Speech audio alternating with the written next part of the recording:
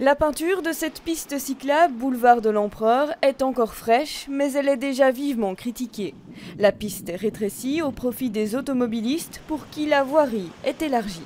On passe de 2 bandes avec des lignes de séparation qui permettaient aux vélos d'être en sécurité à 3 bandes, alors qu'on est dans ce qu'on pourrait appeler un piétonnier, c'est un peu ironique, mais à 3 bandes avec pas de séparation du tout, donc un danger beaucoup plus clair. Ouais.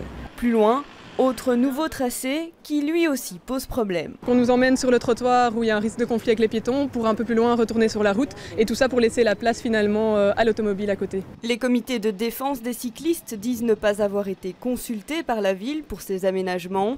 Pourtant, ce sont 3 km de pistes cyclables supplémentaires qui seront aménagées autour du piétonnier. À l'intérieur, les cyclistes côtoieront les piétons sans dépasser 10 km à l'heure. Soit on devra passer dans le piétonnier à allure modérée, soit on sera sur les voiries avoisinantes où il y aura énormément de circulation, donc on sera finalement asphyxié parce qu'on est en train d'augmenter le nombre de bandes finalement sur cette boucle de desserte. Par contre, interdiction pour les 2 roues motorisées comme ces motos de circuler en zone piétonne. Un règlement que comprennent ces motards.